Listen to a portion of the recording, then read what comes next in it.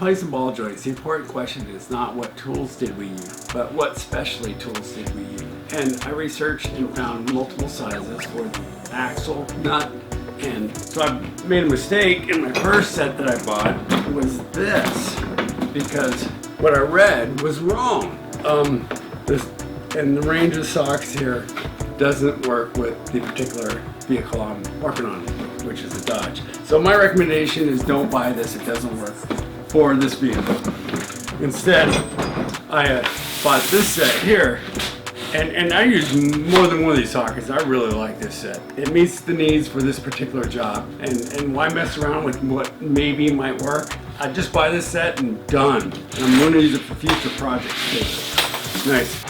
And we always need a breaker bar with this. This is Craftsman, and I've used this for years, and it works. However, sometimes that's just not enough bar. So the heck with that. I went and bought a 40-inch bar.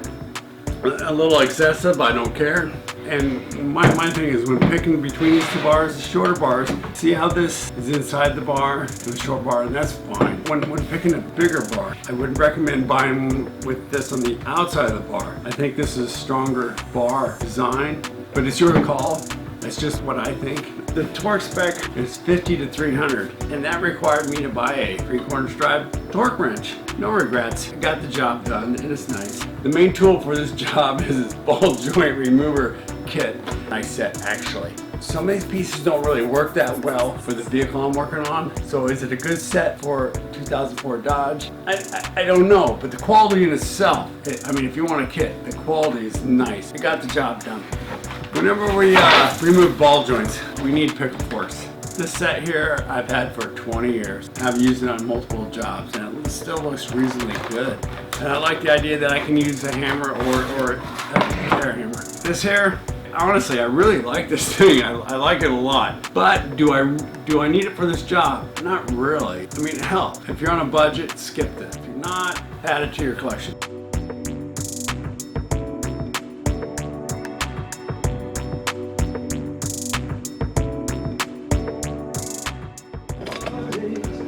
$12mm.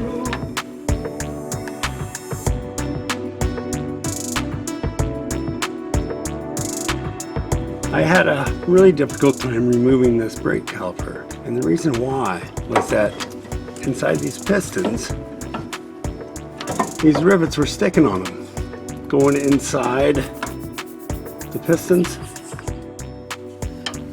Top bolt.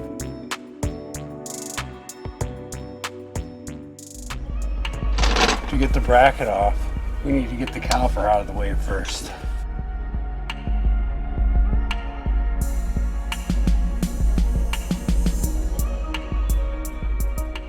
Caliper is now wired out of the way.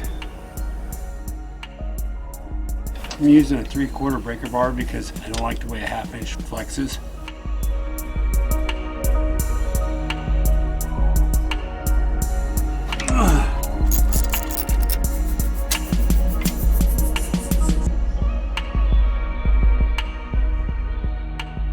Alright, here's something I don't understand. Why somebody would put a different size bolt. I mean, if they had issues, just go buy the correct size bolt that was stock instead of just grabbing a random bolt. Because here's an 18, and this here's a 24. Hate working on stuff after some hack has done something to it.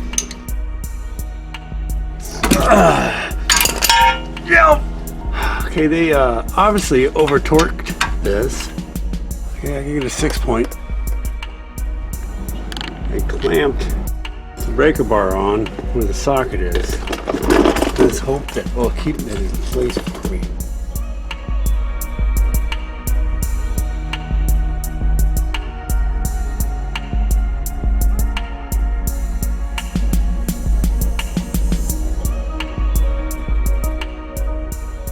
My plan is to loosen the axle nut before I loosen the drag link.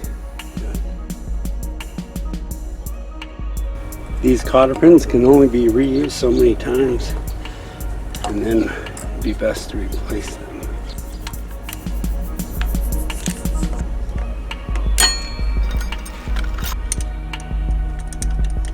Vice grips on those things.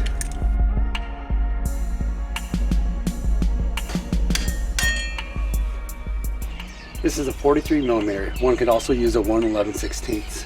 I like to use a 3/4 inch drive because the bars don't flex as much, which makes them a lot easier. Go! Yeah! Jesus!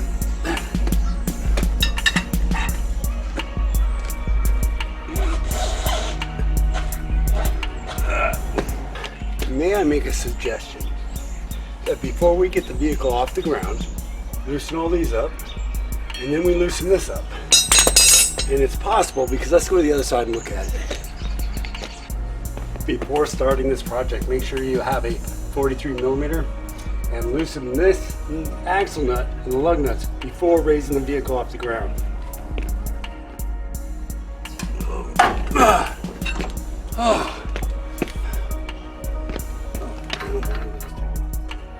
Also in my research, I came up with 2 different sizes of sockets to remove this, and I don't got time to figure out which socket it is. I would recommend just buying a set of sockets in this range.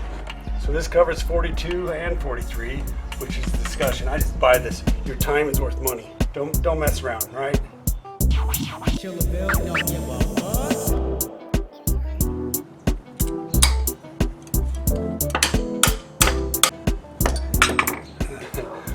Please do not put the truck on jack stands until this axle nut is loose. My back is killing me.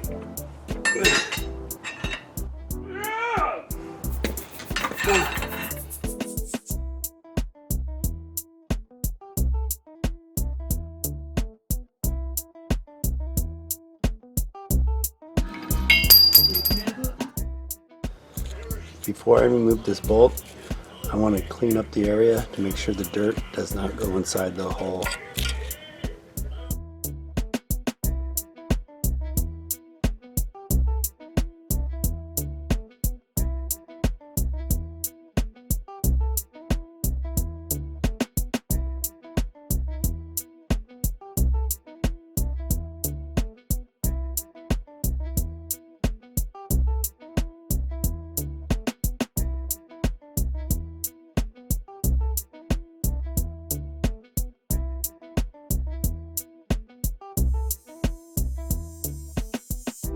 I'm going to loosen that, and this came out of here, and it will snake through this hole, and we can have it out of the way.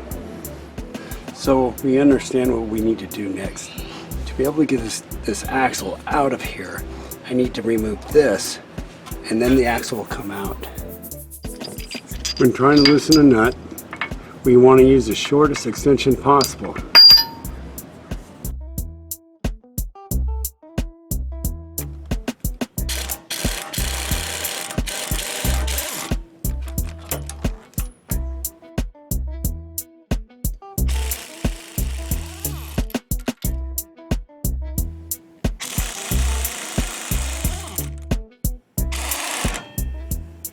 So here's the mistake.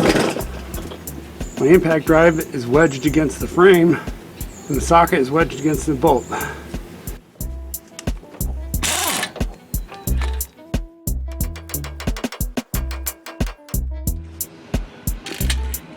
So I'm looking for a gear puller that has a spread of 8 inches. With tools that have threads, try to make it a standard practice to put anti-seize on them.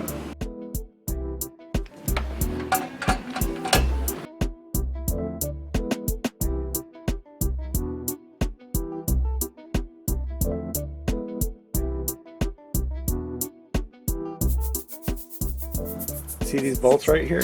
We want to put WD-40 on these bolts. There's 4 of them on the threaded side. And from the inside back here, which I'll show in a second, we don't want to fight all the grease and oil and crap that's on these things. These are the bolts on the inside. I like to loosen the harder to get ones first.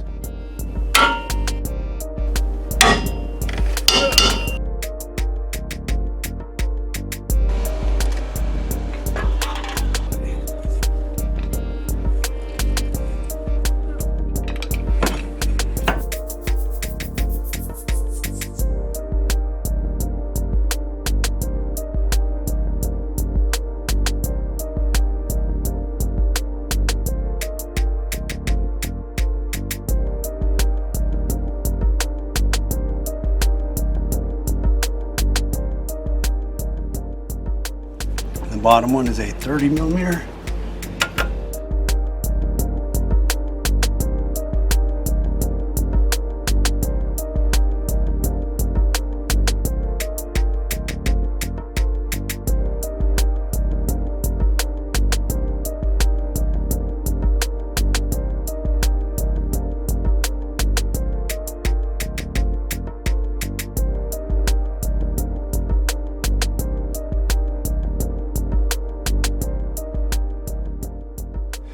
Now I'm going to remove the snap ring from the lower ball joint.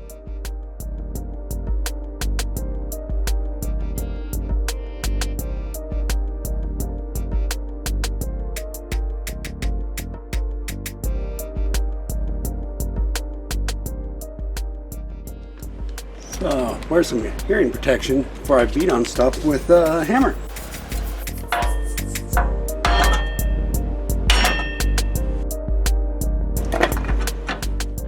So the tie rod end is not going all the way out. It's stuck. It's not coming down. And the reason why, come over here, this is a rough country stabilizer bracket and it's in the way and it's not letting me remove that. It's good to know. Still hitting the bracket.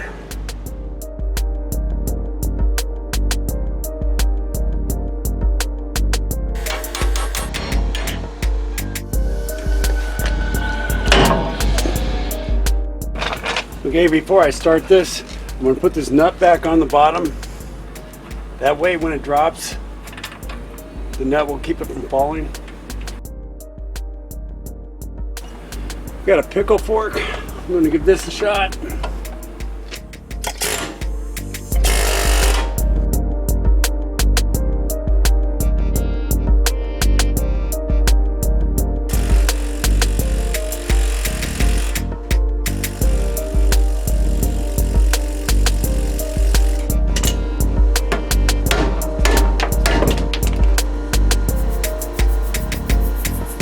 That's the end of that hammer.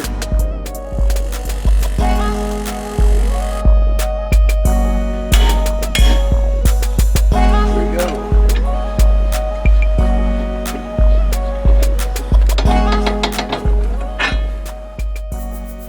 Before I soak this area with WD-40, I want to clean this out and get rid of as much of the dirt as possible.